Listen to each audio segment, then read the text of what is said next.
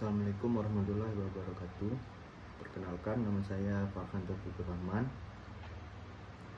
Di sini saya akan mempresentasikan resume mata kuliah digital marketing. Langsung saja ke pembahasan. 1. Memperkenalkan pemasaran digital. Yang kedua, analisis pasar online lingkungan mikro. Yang ketiga, lingkungan makro online. Yang keempat, strategi digital pemasaran. Yang kelima, dampak media dan teknologi digital terhadap bauran pemasaran. Yang keenam, pemasaran hubungan menggunakan platform digital. Saja ke yang pertama, memperkenalkan pemasaran digital. Yang ke-1 ada pengertian digital marketing. Pemasaran digital adalah eksploitasi teknologi digital yang digunakan untuk membuat saluran untuk menjangkau calon penerima untuk mencapai tujuan perusahaan dengan memenuhi lebih banyak kebutuhan konsumen efektif. Dengan demikian, setiap perusahaan atau bisnis pemasaran dianggap penting sebagai salah satu strategi pengembangan penting bagi perusahaan. Yang kedua, jenis-jenis digital marketing. Jenis-jenis digital marketing, yang pertama ada website, merupakan halaman web yang selalu update. Biasanya terdapat halaman administrator yang digunakan untuk menambah atau mengubah konten. Yang kedua ada blog, sebuah aplikasi yang berisi dokumen multimedia dan untuk mengaksesnya menggunakan perangkat lunak yang disebut dengan browser. Yang ketiga ada email marketing, pemasaran email online baik melalui website, iklan online, email, TV interaktif, atau seluler. Ini menciptakan hubungan yang lebih dekat dengan pelanggan, memahami mereka, dan memelihara interaksi dengan mereka. E-marketing lebih luas dari e-commerce karena tidak terbatas pada transaksi antara organisasi dan stakeholder, tetapi mencakup semua proses yang berhubungan dengan pemasaran.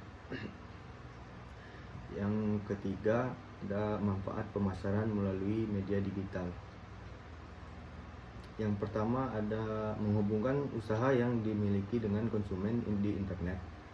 Saat ini konsumen sudah tak lagi mencari informasi mengenai sesuatu produk, barang, atau jasa melalui halaman iklan. Yang kedua, menghasilkan penjualan yang tinggi. Melalui digital marketing dapat menjangkau lebih banyak yang ditargetkan, dapat menghasilkan prospek dan mencapai peningkatan penjualan. Yang ketiga ada membantu bersaing dengan perusahaan besar.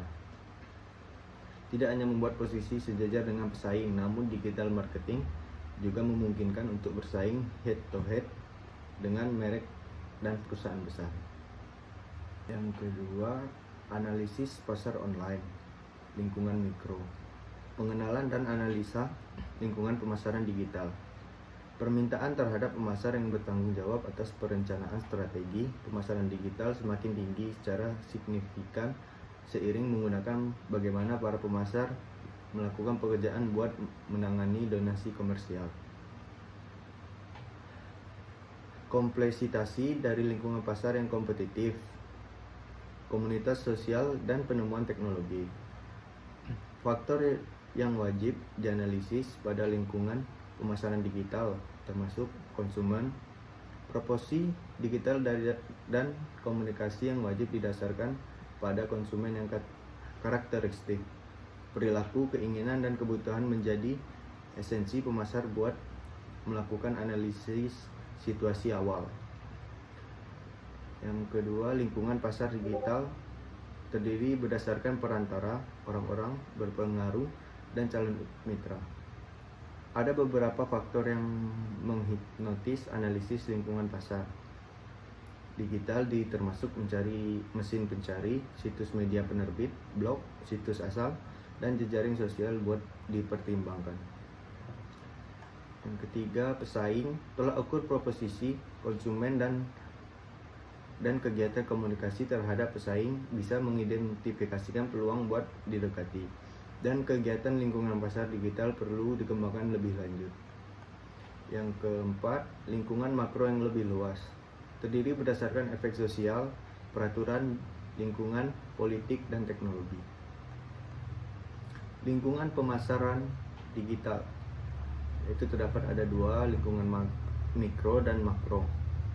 Lingkungan mikro berfokus kepada para pelaku yang membentuk lingkungan transaksi dengan cepat, terdiri atas konsumen yang memiliki keinginan dan kebutuhan yang harus dipuaskan, bersamaan dengan para pesaing, perantara, dan supplier.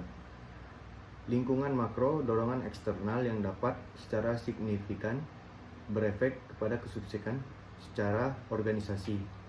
Dorongan ini berasal dari lingkungan pasar yang lebih besar melampaui kontrol cepat dari sebuah organisasi. Contohnya kondisi perekonomian, perubahan peraturan, pertukaran internasional, perkembangan dan inovasi teknologi, perubahan sosial dan intervensi politik. Perilaku konsumen online dan implikasi bagi pemasaran. Setiap pelanggan memiliki perilaku yang berbeda yang dimulai dari karakteristik pelanggan tersebut.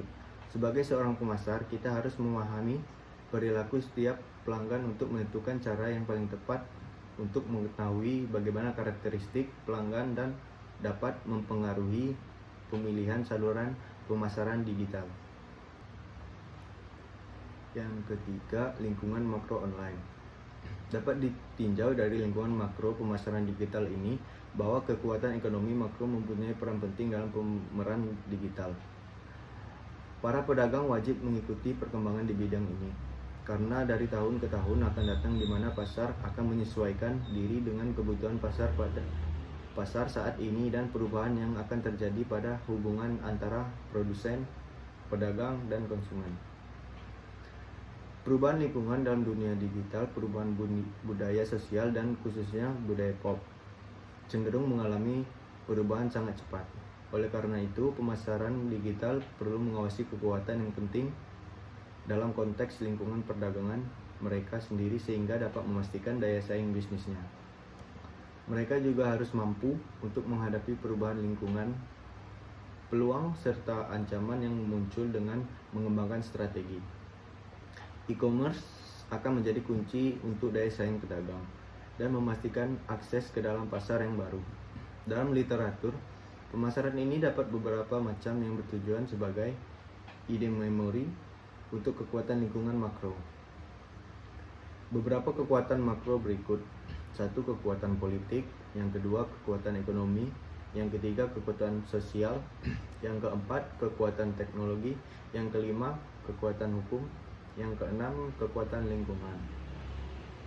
Proses analisis lingkungan memiliki 5 tahap. Yang pertama yaitu analisis wawasan bisnis, bertujuan untuk mengidentifikasikan tujuan dan tantangan bisnis seperti yang diperhatikan oleh analisis SWOT, khususnya online. Yang kedua yaitu wawasan pengguna, bertujuan untuk memahami pelanggan yang berbeda-beda.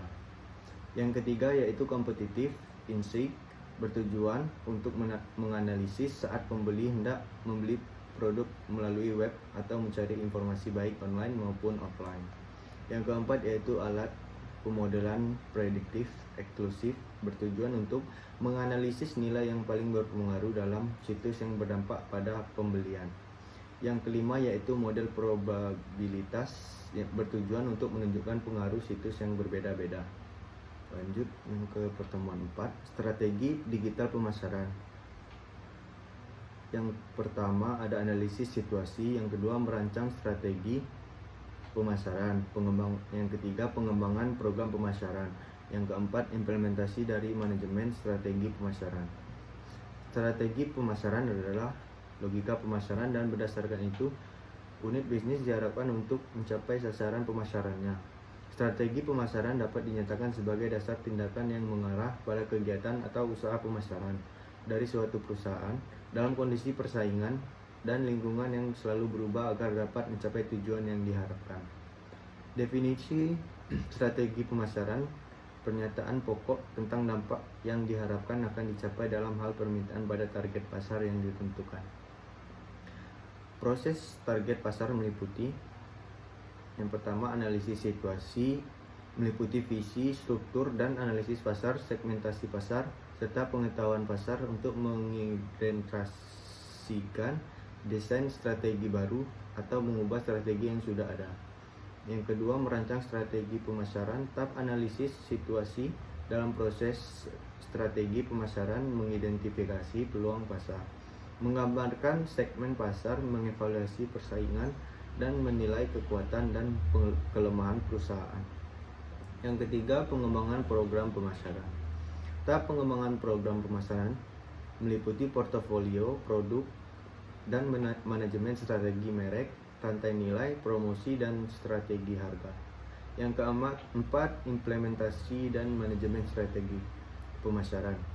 Tahapan menerapkan dan mengelola strategi pemasaran meliputi desain organisasi yang didorong pemasaran yang efektif, serta strategi pelaksanaan dan pengendalian. Lanjut ke pertemuan 5. Dampak media dan teknologi digital terhadap bauran pemasaran. Yang pertama ada produk, yang kedua harga, yang ketiga tempat, yang keempat promosi, yang kelima sarana fisik, yang keenam orang, yang ketujuh proses. Bauran pemasaran adalah seperangkat alat yang digunakan pemasar untuk membentuk karakteristik layanan ditawarkan kepada pelanggan.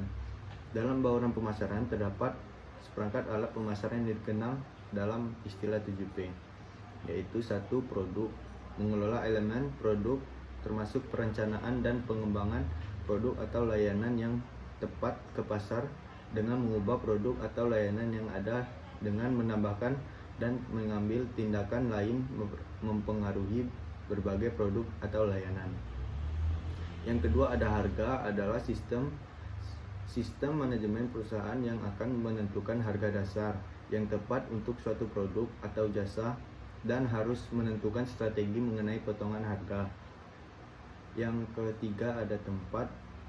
Tempat adalah memilih dan mengelola saluran perdagangan yang digunakan untuk mendistribusikan produk atau jasa dan juga untuk melayani pasar sasaran, serta mengembangkan sistem distribusi untuk pengiriman fisik dan perdagangan produk.